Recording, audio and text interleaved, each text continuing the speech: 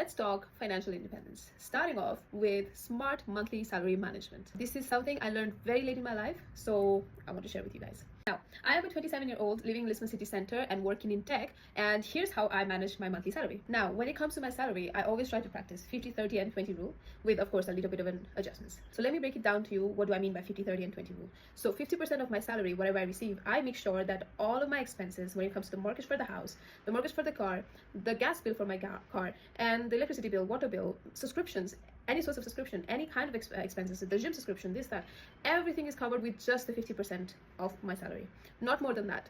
If it is more than that, I always make sure to maybe cut down the subscription that I don't need, or maybe eat out less a little bit for that month. But I always make sure that I have that covered only with the 50% of my salary. So now the 20% of my salary, I make sure to have it for investments and saving. So my 20% is divided into 10 and 10. So I make sure the 10% of my salary goes into investment.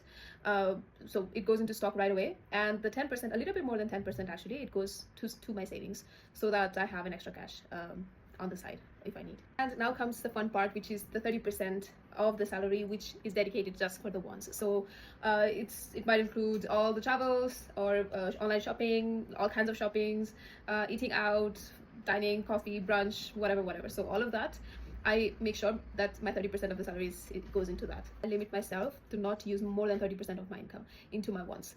And that is how I make my 50, 30, and 20 rule work for me, balancing all the bills, funds, and future goals all at the same time. I hope this had made you feel a little bit more in control with your money too. And I'll see you in the next one.